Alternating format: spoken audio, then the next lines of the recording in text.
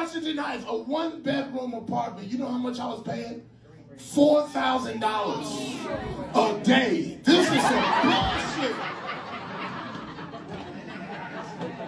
I had to sell weed, candy, and break dance on the train just to fucking make rent. Niggas get on the train talking about what time is it? I'm like, nigga, trying to pay this rent.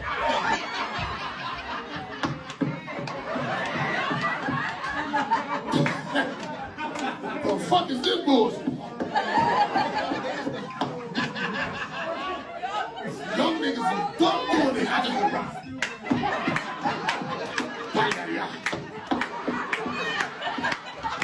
Stupid in here.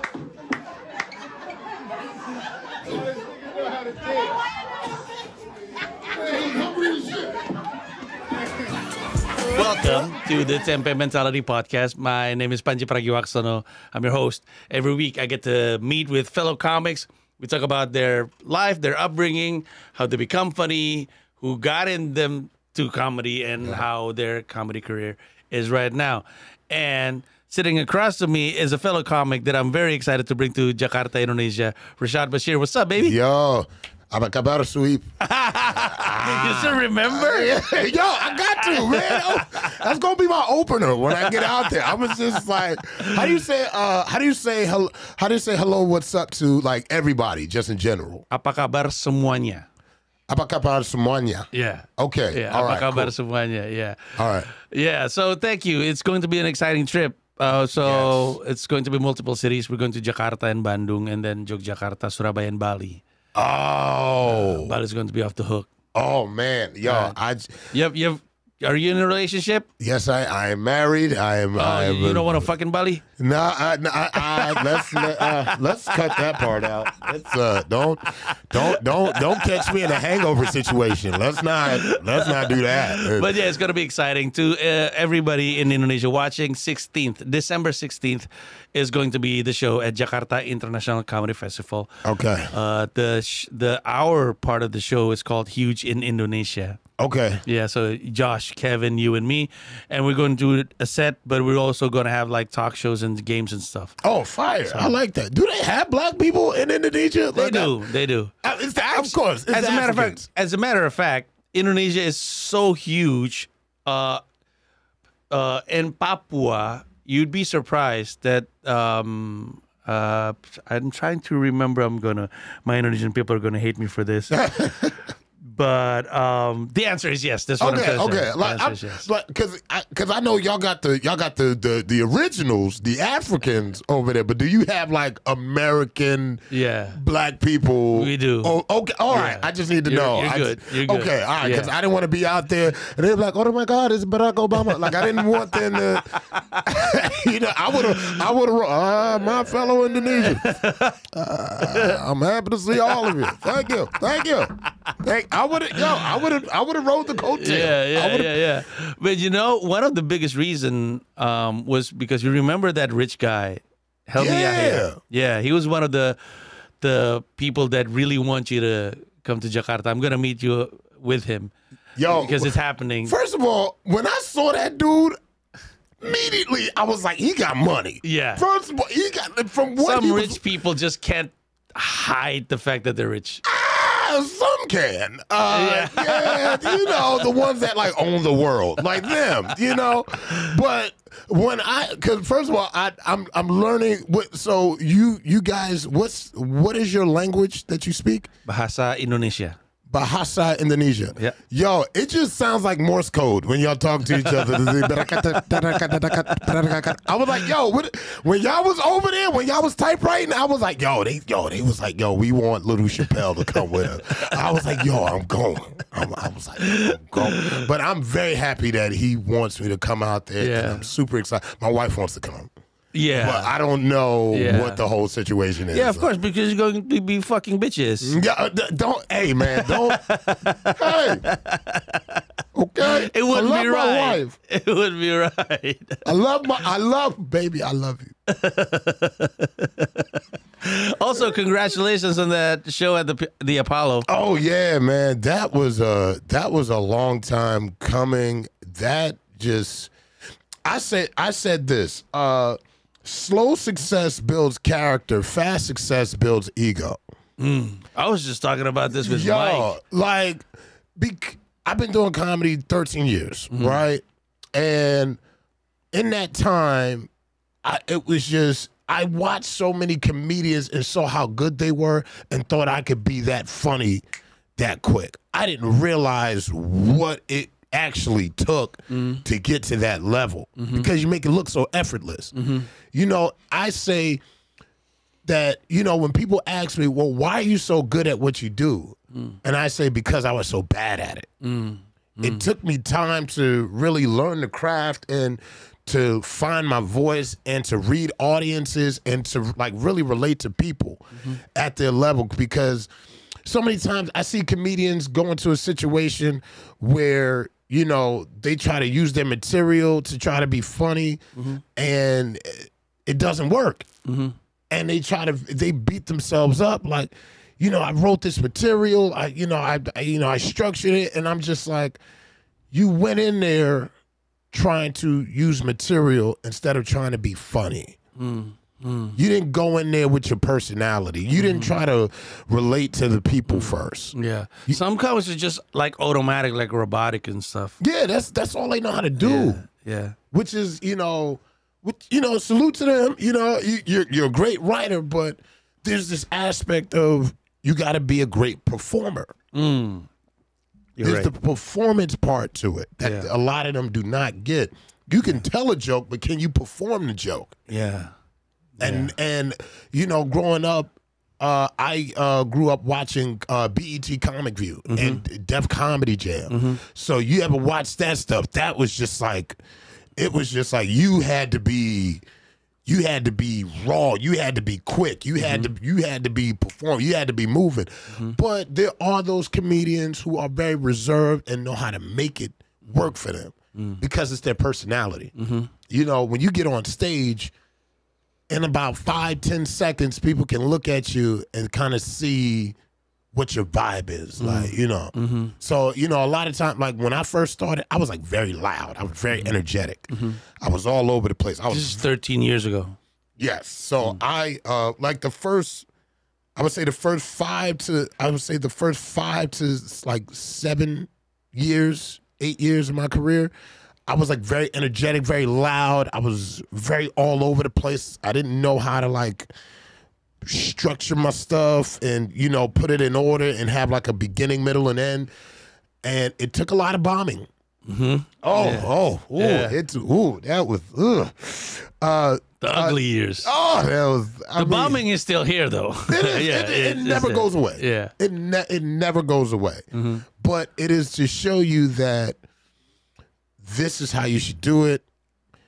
If this didn't work, try this next time. Bring this back to this particular group of people that like this type of style of comedy, and then mold it and structure it and go in there and do your best. You're not promised a good set.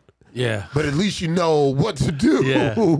Next time you're in that situation. 13 years ago, you started stand up in New York? Yes. You are originally from New York. You're a New Yorker. Born and raised. Born and raised. Where you were born? I was born in the Bronx, raised in Harlem. I'm an 88 baby. So I am like the cusp of millennials. Like I'm right in it. All right. Because millennials start 1980 4? I don't know. Yeah, like I know like millennials start in the 80s. Right. Millennials start in the 80s. I think like 85 to 97. 81 to 94. 81 to 94. Yeah. Okay, there we go. Big Mike. All right, Fact thank you. Fact check. There we go. I got a computer. Just so I don't just know that. All right, cool. So I grew up in that Def Jam, Comic View era. I watched first time I saw stand-up comedy, I was 9 years old. I was watching BET Comic View. This guy named Ricky Smiley. I don't know, but yeah, very, very funny dude. He was the host of BET Comic View, and there was a gentleman that was on stage with him. So they had it set up like they were in a restaurant. So it was this. So it was Ricky Smiley, this guy named Ronaldo Ray. Rest in peace to Ronaldo Ray. And a woman named Laura Hayes. Laura Hayes is one of the original queens of comedy here in America. So watching them host, and I'm seeing these adult black people talk, and they got these people in the crowd laughing. And that looked like a superpower to me. Yeah. And I was like, I want to do that. Were you already, as a kid, cracking jokes, making people laugh? I had a terrible temper. I was not funny at all. Really? Yeah, I was. You were an angry kid. I was an angry little child. I had. Wow. Like it was to the point like no kids would not want to play or be around me because I had such a bad temper. Wow. It was so bad, and I didn't understand why. I'm like a kid. I watch cartoons all day. I like Power Rangers. I play with toys, and I got teased a lot. I got bullied, man. I got bullied in school almost every day by the kids at school, man. I got bullied. I got teased. Let me tell you something. Those girls were tough. All right, like that. It was it was so bad, man. And it was like kids would do the dozens, and I didn't understand what that was because my parents never told me what that was. Like even my family members would like roast me, and I wouldn't have a comeback because they didn't tell me like this was part of black culture. And so I just had to deal with it. I had to cry. I had to deal with it, and then I had to tell my mom. My mom was calling the police on people. I was like, "Yo, why are you calling the authorities?" That's how much of a crybaby I was. My mom was. She's like, "If anybody teases you, you better call the police." My mom was the first black Karen. Okay, that's what she was. Wow, that's very wild. But it's interesting. You were 9 the first time you were exposed to comedy. Yes. What about stand-up comedy? Who's the stand-up? I'll tell you this. My mom, I love my mom so much because she comes to like every show I do. Like the show that I produce at Harlem Nights every Monday, every Saturday. So when I was a kid, she used to work in the hair salons, and she would have like 5, 6 customers at a time. She'll be doing one customer's hair and have like 5 other customers under the hair dryer. So they would be talking, and she would just be saying stuff and just making them laugh. Like it was crowd work. Wow. It was like I was watching crowd work from my mom with her customers. Because she had to she had to be interesting. She had to be engaged. Nobody likes a quiet hair salon. That's weird. Yeah. That's fucking weird. Yeah. So she has these women laughing, and my mom had me going to her hair salons, till she stopped in 2004, 2005. She stopped working in hair salons. So every time I would go in, it was just like she would be the life of the party. She just light up the room, especially family functions. She would, my mom had the jokes. She'd be the star. She'd be the star. This is my mom is like very antisocial with my family. My mom talk wild drama. Which my mom is about the drama. Yo, mothers are about the drama. Yeah, facts. You're my Pandji. Did you hear? Yeah, it's true. Pandji, did you hear? Every mother. Every mother. Every culture. I didn't realize that. So I think that's what I'm going to explore when I go to Jakarta is talk about moms because that's universal. Yeah, that is universal. That's Mothers. universal. So, so seeing my mom do it like in real time, I didn't understand what she was doing, but she was making these. But you were absorbing this. I was absorbing this, and then I'm watching it on TV. So I'm looking at her and I'm looking at that. I'm like, yo, my mom is like that, but I didn't understand that's just what black culture is. I didn't understand what comedians meant to people just in general. we are the real doctors and therapists. Yeah. Without the pay, like Yeah. me at this level, like I'm a therapist without the not with the therapist paycheck. Yeah. I don't know how much therapists make. How much do therapists make? Let's look this up. Great question. Never met one. Oh, damn. Okay. No, they make money, but I think it depends. Like, we are pastors. People come to us for humorous gospel. Yeah. That's how I look at it. They come to us for humorous gospel. Yeah. Our book is the Bible. Like, we write in it, and, we recite from it, but, sometimes... you go to a pastor, they don't know what the hell to tell you. They're like, good morning, and amen. Well, that's exactly. It's similar to in Indonesia. In Indonesia, we have Ustad and Kiai, which some of them are hilarious. So it's basically the same thing. They have their own material book, and they use the same jokes, so to say, everywhere. Right? It's similar, right? Okay. So I kind of relate. I think there's a lot of things that people in New York didn't realize, that the culture that you guys are living are pretty similar to what the culture is in Indonesia. Really? Yeah. That's why I really don't think you're going to have problem, you and Josh and Kevin, to performing in Indonesia. We're going to arrive a week before the show. We're going to do mics just to have a sense of it. But I really think you guys are going to do well. Oh man, I'm excited. I'm gonna just do every black voice that I know. I'm gonna do Eddie Murphy. I'll try to. You do Mooney too, right? Yes, I do Paul Mooney. This is what and you do, Paul Mooney sounds like. You do Paul Mooney more than maybe other. Maybe the reason why I do Paul Mooney is because I look back at all of his like clips and the stuff that he was talking about. It was so raw. It was so real. It was just, like Ari Spears said, it was just uncut, raw cocaine. Like, it was the truth. It was bourbon, no chaser. And he attacked. He got at white people. Like, it was. If white people stayed during his show, he wasn't doing his job. He wasn't. He was like, that material was not working.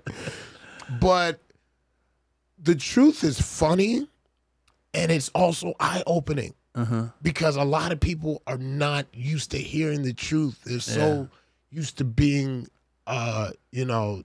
coddled. Still to today, I think they live in their own bubble. Yes, their own belief system. You know what I'm saying? Yes. Yeah. Everybody has their own universe. Yeah. Everybody is like, no, I'm a flower. Oh, I'm a tree. I'm a candy wrapper. I'm just rip me out the plastic. I'm acting Brent. I don't know, but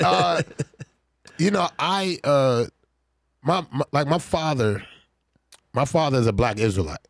My stepfather, a black Israelite. Yeah. I don't know what that is. So the people from Israel. Yeah. But black. Oh. Yeah. Yeah. Ooh. Yeah. Look them up. I think Sammy Davis Jr. is also black. You mean black Jewish black? No, black Israelite. Like they're the I would like to say original that people. I believe Sammy Davis Jr. was also black. I don't think you finished. You didn't finish that sentence. So. Yeah. You guys' TVs were all whacked up in Indonesia back in the day. Is he black? Is he a black? I think he is. A black Israelite. A black Israelite, and my birth father is Muslim. Ooh, that's how you got the name. Right. So yeah, my full name is Rashad El Hadi Bashir. Wow. Yeah. So I tell people if you don't know Arabic, that translates to Uber driver. So that's So your biological father is a Muslim. Yes. And my stepfather, he's Israelite. So I got a lot of conspiracy theories. You ever see the black? You never seen these guys in Times Square with the Mortal Kombat outfits, standing up on crates, just yelling at random people. I think Look I at have. this abomination, and the white man's milk is killing you from the inside, brother. Yeah. He's not one. He's not one of those, but he's like, yo, Rashad, read this literature. 9/11 was an inside job. I don't know for sure, but So I had this, cultural aspect in my life that, now as an adult man, I understand. I'm starting to look at these things more. I'm starting to appreciate these, these teachings that both my fathers had showed me. And, it's like me, I don't follow a specific faith. I just try to do the best to understand everyone's faith and why they do things, because my thing is about connection. If I can connect with you through language, through culture, through food, through dance, that's how I'm able to learn. And that's how I'm able to I want to be a citizen of the world, because I think it's very important to understand where people come from and try to, adopt some of their, ideas, and because it'll change you as a person. It'll make you understand the world as a whole. Because, Tracy Morgan, he had told me, do your comedy all around the world. Harlem is, the world is a lot bigger than Harlem. I can't do all of my comedy in Harlem, but I can bring Harlem with me everywhere I go. Facts, yeah. So that's like really my goal, and this is a start. This is a start. So I'm very excited. Yeah. And you said, how long we gonna be going for? 3 weeks. God damn. Oh man.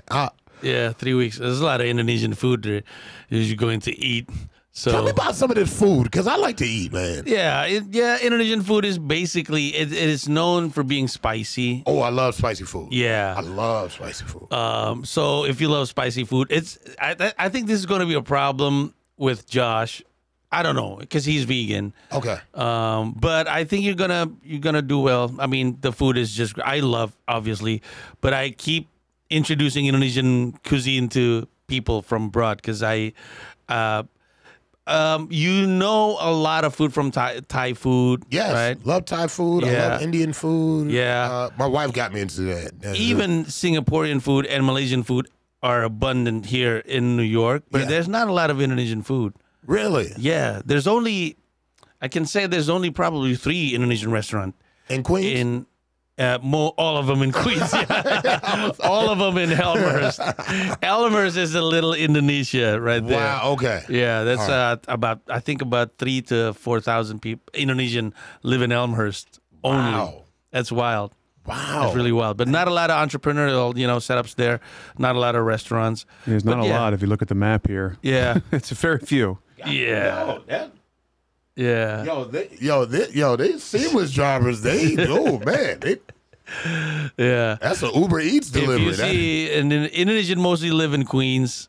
Most living in Elmhurst, Flushing. Okay. Anybody who lives in Manhattan, probably rich kids. Yeah, I would say the entire world lives in Queens. I'm just because you get like how many different cultures, like 25, 30, maybe more. Yeah. Different cultures in just Queens. Yeah. Which is it's wild. It's wild. Yeah.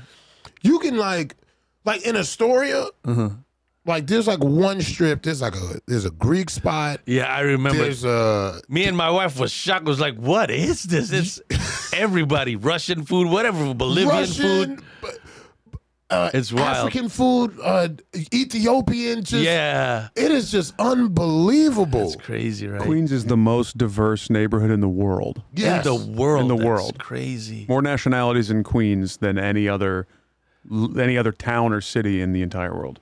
That's really wild, isn't it? That's unbelievable. Why? Look, let's just go to Tom Elmhurst. Delgado. Let's just go to Elmhurst. I think let that be my training course. Yeah, we should do a show. There's this restaurant sometimes I do gigs there. It's called Awang Kitchen. Awang Kitchen. Awang Kitchen. Yeah, Awang Kitchen. That's Indonesian food. And I used to do a monthly show there before summer break. And Indonesian people, they come out, old Indonesian people mostly. Okay. But it's a fun show. It's fun. It's great food sometimes. Maybe one day. But okay, going back to your family, your mom is a very interesting person. Yes, she is. So she was married. Your dad was a black Muslim, then your stepdad was a black Israelite. So I don't know what the hell just happened. I don't know what happened. I know. I Indonesia be wilding right now. So I know my mom and my biological father, they split like before I was born. Mm-hmm.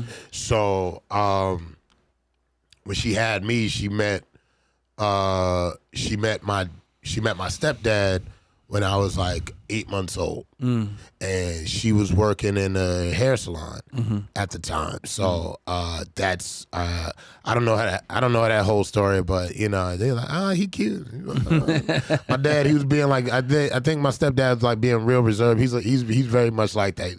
Great dude, man. I love that guy to death. I don't tell him enough, but yeah, he's like He was there for me a lot, man. Like both my fathers, like equally. Like whatever I needed, they were able to, you know, get. They have beef against each other? No, not at all, not at all. It was just like one day, people didn't know who my birth father was. So they always used to see me with my stepdad. So one day my birth father came around, and we looked like twins. Like we. Wow. It was like, so one day I forget where we were. I think we were at my house. I think we were at my apartment when we were living in the Bronx. I was like, what, 7, 8, you know. And my dad, my birth father used to come pick me up, take me to the park, you know, play catch and stuff, help me ride a bike and stuff like that. They both did. It's great. So one day they were both there, and some guy that lived in the building, you know, he saw me, you know, as a kid that was always playing around. He's like, yo, what's up, Rashad? And I was like, yeah, I'm just hanging with my dad. He's like, oh, cool. He's like, who's that? And I was like, that's my dad. He's like, what? I was like, yeah. I was at this open mic yesterday, and a comic. This is his joke. I have 2 dads. They're not gay. They just fuck my mom. They just both fuck my mom. I'm like, oh my God. That is. They're not gay. I have 2 dads. They're not gay. They just both fuck my mom. I was like, oh fuck. It's stuff like that. You gotta be like, you gotta word that better. Like, you know, you can word that so much. I'm butchering the joke, but that's the idea. Yeah, I think that's how he said it. I can pretty much tell that wasn't a black comic that said that. It wasn't. I know. That's just by the delivery. Yeah. But both of your dad was present growing up. Absolutely. Absolutely, because my mom made sure. And every time my mom talks about this, because they didn't understand how my father and my stepfather got along so well. And my mom would always say that they both had fun turning them lights off so they can have fun taking care of these kids and working together. I'm like, what? Do you have brothers or sisters? I have a younger brother and I have a older brother and sister. Wow. So yeah. you guys are tight? Me and my younger brother are. My oldest brother and oldest sister, I haven't seen them in a while. Yeah, they have their own life, but like once in a while I'll catch up with them and everything. Like my sister, she has 2 daughters, my nieces, Sari and Sanoa, beautiful girls, very smart. My niece Sari, she just got into college. Wow. So, and it's just like looking at them, my niece Sari, she is like, I could be her dad. Like that's how much we look alike. Yeah. I was like, God damn, that beautiful, she's smart, and she likes my comedy. Oh, that's great. She loves my comedy. So I'm very proud of that. I have a nephew. My nephew is like 35, my nephew's 32. This is my oldest brother's son. So I have like 9 to 10 nieces and nephews. Wow. And so I had to look at my brother and sister. I'm like, stop fucking, okay? Y'all, please. My oldest nephew has a son. Wow. Yeah, that makes you I'm a grand uncle. Yeah, grand uncle. Oh, like, that's wild. Yo. Like, what is? Yeah, I think your family just by having this family in itself, it helps you, shaping up your comedy, don't you think? Absolutely. Absolutely. It's just a lot of times, family, they can be a little touchy when you talk about certain stuff. So you have to really sit them down like, hey, this is my job, comedy is about telling the truth and my experiences. This is what I experienced with y'all, and my oldest nephew, he loves comedy too. A lot of my family, all of my family love comedy. All of my family love comedy. So when they hear that I'm a comedian, they be waiting for me at the cookout. They like, oh shit, Rashad, where you going to joke on? You gonna put this in your set? I hate that. I hate that question. Yeah, I get that a lot from my friends. Let's not talk too much around when Pandji's around because it's gonna be in his set. Yeah, you gonna joke about it. He said, Pandji, don't use this. How do you tell them like, hey, you're not interesting enough for me to use you? Hey, you specifically don't have to worry about it. This is boring. He'd be like, don't use me in your set. I'm like, you'll be fine. Never have, never will. I'm like, you're a one-liner. You're not worth the middle of the set. That's it. But then you started doing comedy when you were how old were you? I really started comedy when I was 22. I did my first set. I was 15. Whoa, what? It's so far away. Yeah, so my freshman year of high school, the dean at my high school, he was a stand-up comedian. Wow. Yeah. And at the time, I was into youth theater. I started youth theater when I was like 10, 11. And I like to have fun. I was a very physical, very energetic kid. So my parents put me in a youth theater program at like 10 years old, and I loved it. Did improv, we did sketches, we did songs and stuff, and I was having a lot of fun. And then I saw that, in school, I was always getting teased a lot. And I saw that the funny person was always the person, the kid that they want, that the other kids like to be around and stuff. So I was like, I want to be funny. So I tried to be funny, but I was so bad at it. I was so terrible at it. Wow. And so anytime I was doing like plays and stuff, I would try to go for the funny role. And then when I got to high school, that's when the bug like really kicked in. I was like, I ain't gonna be teased no more. Ain't nobody gonna be, ragging on me like that. So the dean at my school, he was teaching the freshmen and juniors, the freshmen and sophomores, like all the grades. He was teaching them how to be comedians after school. Wow. So me and a couple of kids from, my class and like one of the sophomores at the time, we went. We was taking notes. We was jotting down notes. And he was my like first teacher on how to like structure like jokes, like have a topic and then get 5 subtopics, and then after 5 subtopics, each subtopic you write 3 jokes. Wow. And then just like work. This is really structured. This is like really, really structured. Wow. And then from that day I was like, yo, this is what I'm doing. Can we have the name? Let's drop the name. Yeah, shout out to Maxie Jones. Maxie Jones. I love you, man. You really helped spawn who I am today. Wow. And it was crazy because my first year in 15, let me start there. 15, this was like February 2004. My birthday is in April. And February, they had like a Valentine's Day talent show. Like early 2000, like late 2003 and like November, they were signing up the students to say, hey, what are you going to do for the talent show in February? And I was like, I'm going to do stand-up. Right. So I knew I didn't have a really, really well-written joke, but at the time, from 14 to 15, I started becoming funny. I became the funny kid in high school. So I said, I'm going to do stand-up. So I'm telling everybody I'm going to do stand-up. I'm telling everybody, at this time, I'm doing impressions of the teachers. Oh, okay. And the principal at my school. I'm that dude. I'm that guy. Yeah. So, you know, they was like, yo, Rashad, you gonna do stand up? I was like, yeah, I'm gonna do stand up. I'm gonna do stand up. And we had an art teacher.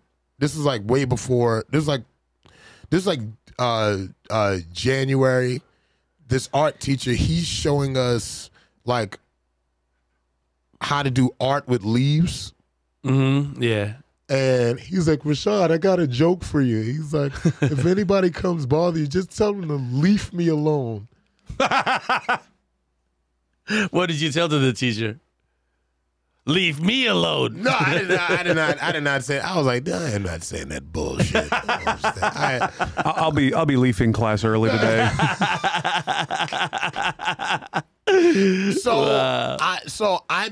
So when I got into high school, I had that roasting bug. Like it was just a light that switched on. So I was just coming at everybody. Boom, they came at me. I was joking on them. The week of the talent show, I'm nervous as hell. Because they're like announcing it, they putting up flyers and stuff. And the day of the talent show, I'm trying to write stuff down. I'm nervous. And this girl, I can never forget, her name is Paloma. Shout out to Paloma. And she was like, Rashad, she's like, just go up there, be you. Don't write nothing down because you just go up natural. I went up there. And the first thing I did, they was playing music. I just started dancing on stage just to get the students hype. And I said, you know, I was like, yo, what's up to the sophomores? And they started making noise. And I was like, shut up. And they just got a big laugh. I did like 17, 18 minutes. Wow, your first set was 18 minutes? 18 minutes. Wow, and you eventually did or did not do the things that you write? I didn't do anything. Like, my mind got totally blank. Wow. Like, I was just up there just freestyling. I was just up there just doing whatever came to mind. Like, at the time, Ludacris came out with a song called Stand Up. Yeah, I know that And, song. like, in the video, if you remember in the video, he had, like, on his giant sneaker, Stand Up. So I did that. I remember I did that. And I did an impression of the principal. And I did an impression of the math teacher. Yo, I was just like going like, yeah. And after I got off stage, the kids came up to me, he's like, yo, that was great, that was great. And I was like, yo, I like this feeling. I love that feeling. Like after you get off stage and people come up to you, oh my God, you were amazing. Like it is just the most out of body experience. You feel like you're on top of the world, man. Yeah. So I tried doing it again and it didn't work out so good. This time there were more students. Whoa! Like this the entire student body. Wow. And I tried to get up there and tried to do the same thing. It did not work. Oh my God. And that's one of the reasons why it took so long for you to... Yes. Wow. Yes. So I had to have this book. I was like, all right, I gotta ask myself these questions. So I started writing down questions in my notebook, like what do I smell? What do I see? What do I hear? What's on TV? What do I like? What do I don't like? These are questions that I'm actually writing in my book that I have to answer so I can talk about these things when I'm on stage. And then I did some college, and then I started writing like a little bit in college. And that was like 2000, like between 2006 and 2008. But then 2010 is when I really got on stage. I was like, I'm going to do this. Where was this? This was at Eastville Comedy Club. This is the old Eastville. So you know where New York Comedy Club is on East 4th Street? Yeah. That was the original Eastville Comedy Club. Oh, that was the original Eastville. Yes. Oh, because New York Comedy Club only had one location on East 24th. Yeah. They expanded and they took over the old Eastville. So now Eastville is in Brooklyn. Yeah. Yeah.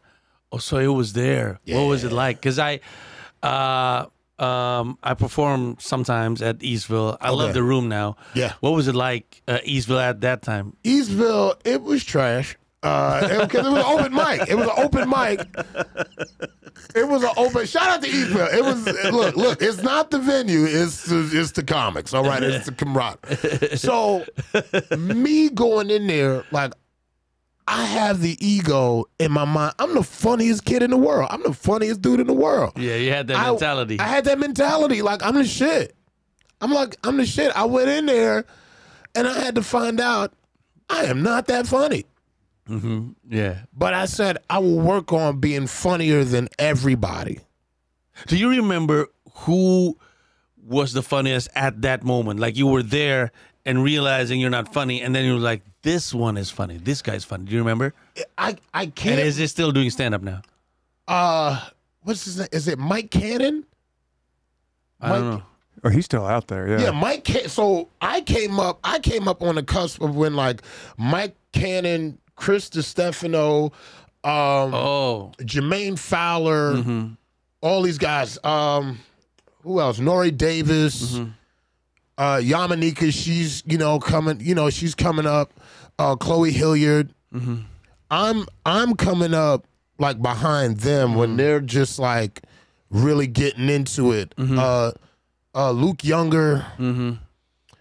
I'm coming up behind these guys, right, and these ladies.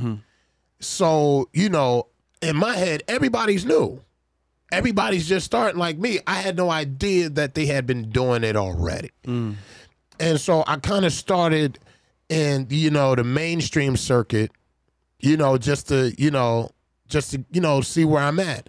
And I was going to the open mics, trying to talk about stuff, and open mics are brutal, especially if you're new, because you have the key to open mics is you have to be interesting, for them to even give a fuck to listen to you. Yeah, and it was just rough for me, and I had to realize because you realized you weren't interesting, or at that time I had to realize that I wasn't structured. I wasn't structured. I had nothing to really talk about. So, I was just talking about, regular stuff, growing up, my dad and everything. And I didn't have like a formula of like premise, setup, punchline. I was just talking. And it took a lot of like silence to realize, and I had to watch to see how it was really done. But then somebody took me to a place called Mocha Lounge. Mocha Lounge was in Harlem, ran by this guy named Smokey Suarez. Smokey Suarez, I would say, is the king of Harlem comedy. I'm on the upcoming being there, but Smokey Suarez did BET Comic View. He did Def Comedy Jam. This was a all-black room. I go in there with my jokes. I am nervous as hell. When I tell you I had a wake-up call, it really put a lot of things in perspective. Because on this side, I had the mainstream room, and on this side, I had the urban circuit. And I'm trying to find my voice in both, which I'm pretty good at now.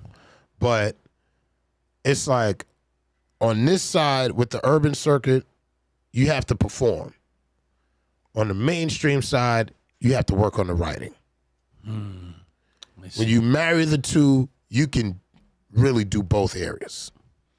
And so I had to talk about where I was from, and I couldn't do that in the mainstream room because I'm a black comic. I'm from Harlem. They don't know about the life that I grew up with. They don't know about living in the projects. So I had to talk about that because that was what's real. I didn't grow up around white people. I grew up around black and Latino people. So I had to tell it from that perspective. So that's why I was like, I found my confidence in the urban circuit. But I was like, I mastered my writing in the mainstream circuit. I mastered it in both. How long did it took, though, for you to master both worlds and then for you to understand, to mash both worlds and then became the Rashad Bashir? I would say it took about year 9. Wow. I would say it took year 9. Wow, that's quite a journey. It took year 9 because by that time, I'm doing like mainstream rooms, and I'm doing urban rooms. I would say year 5, I came across this place called Harlem Nights Bar, and they had just opened. Yeah, they just opened.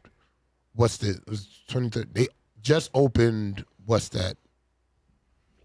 2016. Yeah, I think 2016. No, they opened 2015. Mm-hmm. They opened 2015, and this girl named Deanna, shout out to Deanna Williams, she started an open mic there. Mm-hmm. The bar just opened, so they don't have a lot of customers coming there. Mm-hmm. So it's very empty. It's 4 comics, 5 comics, a little bit of audience, the 2 bartenders, and we're doing this open mic. The bartender sees me go up, and I'm just like going in. I'm 5 years in already. Mm-hmm. I'm 5 years in at this time. I'm doing an open mic. It's close to home. And she's like, I want you here all the time. Mm. That's what she said to me. She's like, I want you here all the time. Homegirl Deanna, she was running the open mic, but she was coming from Brooklyn. Mm. So I told her, I was like, yo, I'll host the open mic for you if you can't make it. Mm-hmm. She's like, all right. So I started hosting an open mic. She's still coming, and I get there. She's still hosting an open mic.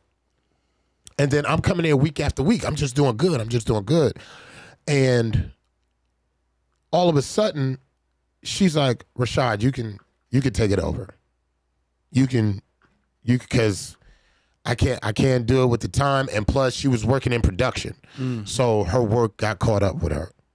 So 2015, I took over Harlem Nights with doing comedy, doing an open mic, and it just grew. It grew. It started to grow. Comics started showing up, and I had to quickly realize that people were showing up just as like bar patrons, and I didn't understand, like, you know, with an open mic and you got audience there, you got to kind of put on your best. Because if you just there going up there just trying jokes. Yeah, it can't be just an open mic where you really only work out on your new stuff. Right. That's what you're trying to say. Right. Because you got an audience there, and I didn't understand at the time, these people are there, they're listening to these jokes, and they want to laugh, but they talking about some weird shit.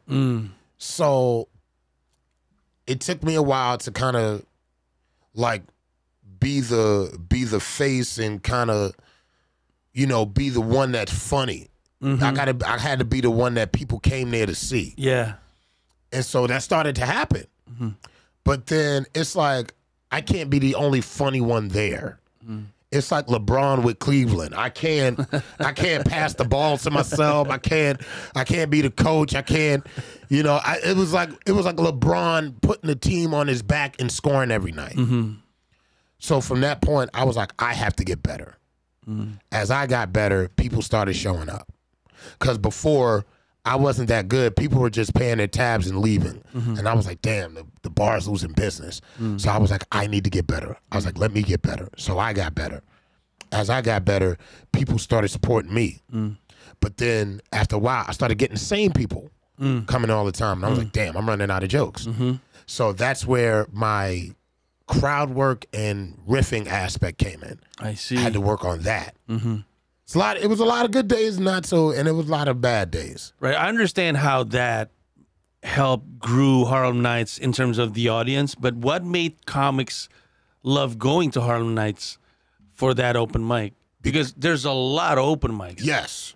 And when yours grows, it has to be something good that you did. 1, it's free. 2, it has an audience. Oh, and the audience was there because of you. Right. Now that makes sense, yeah. 3, they were tough. Who? The audience. The audience is super tough. You better come. You better bring it. If you're not funny, they're gonna let you know. And there were nights where I was taking it in the face. But I said, I'm not gonna let this deter me. I'm not gonna let this make me give up. Like I'm gonna conquer this room.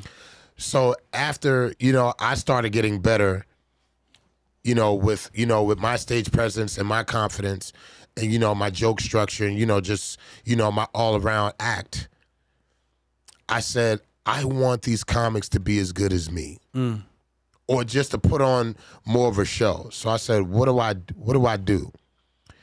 The bartender, every time she heard a real funny joke, there was a bell in the corner that she would ring really hard to let you know that joke was funny.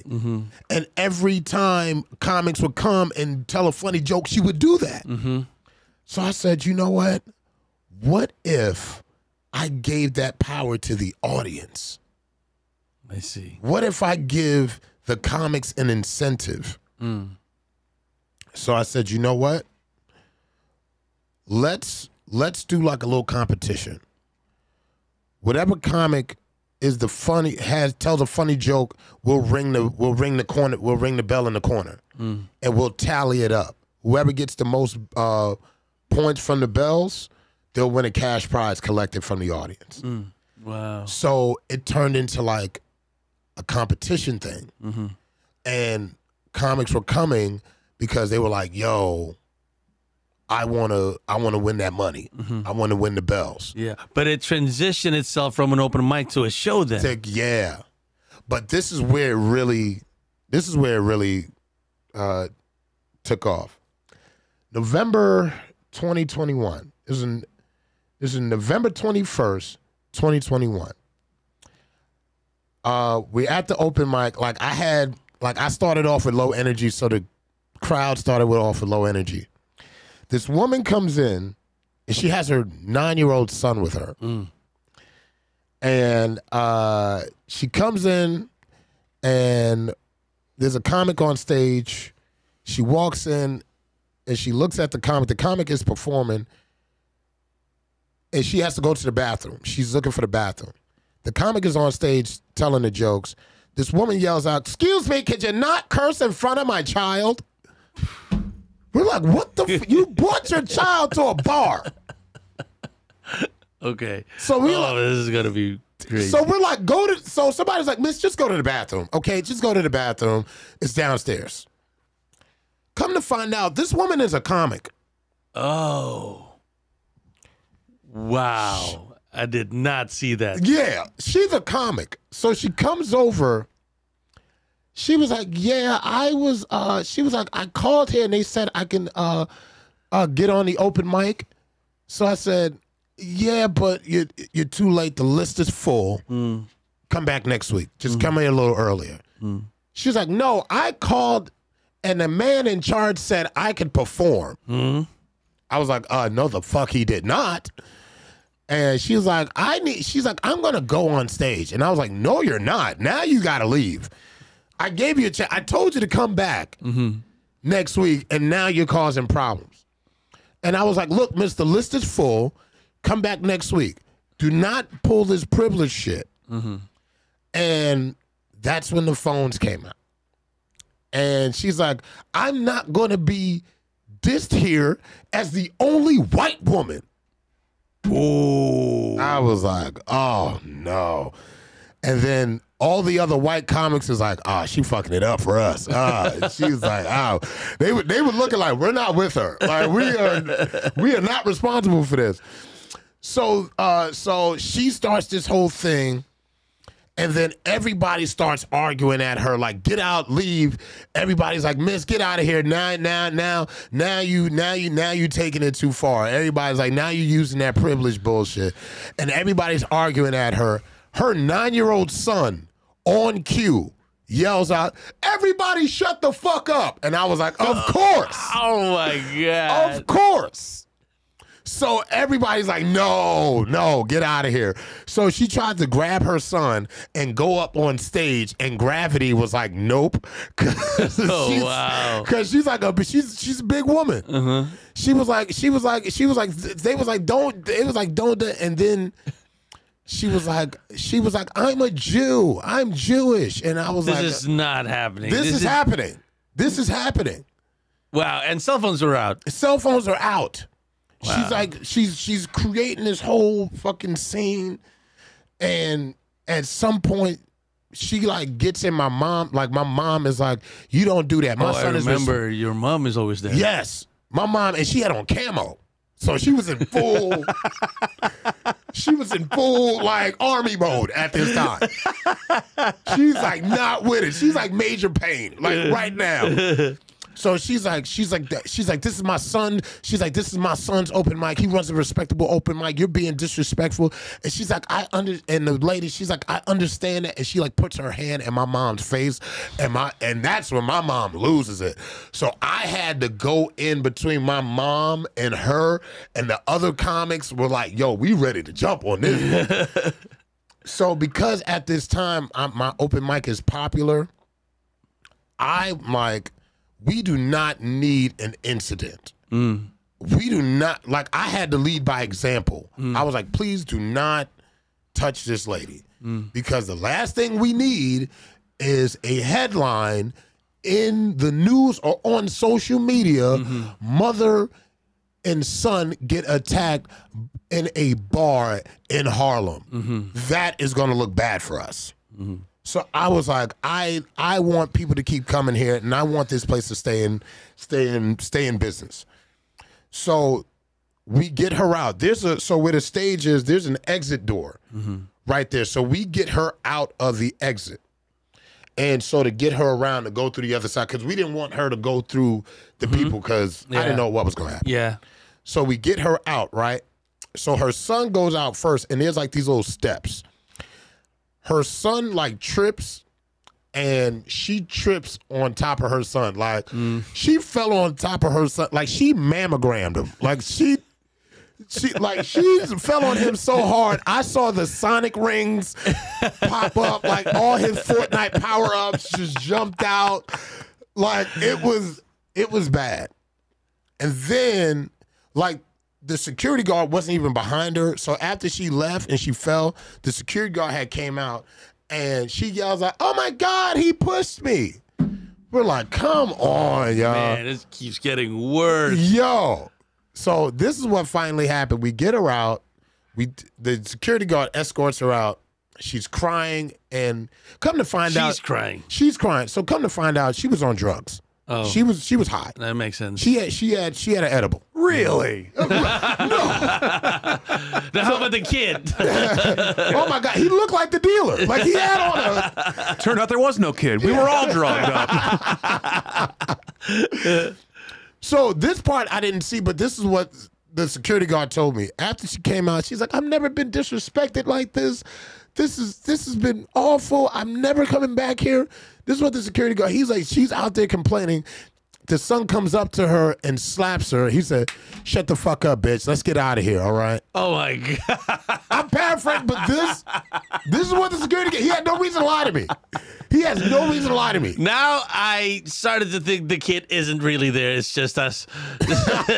This is a wild. So it's supposed to be viral because cell phones are out. It went viral. And that's how and people it became bigger. They were like, we saw this on this site, and we were like, yo, and so people were like just showing up to see if that lady was gonna show up again. Oh wow. And a lot of what year was this? This was 2020. This was 2 years ago. This is literally 2 years ago. Wow. This is new. That's crazy. So come to find out, this woman had done this before Other places. Other places.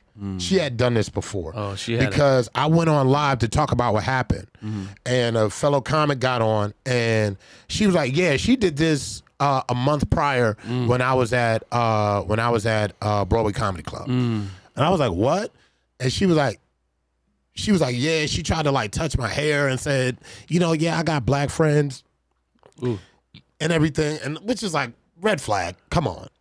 That means that lady is still around. Yeah. Oh my God, y'all. It was so bad. She was known as the Comedy Karen.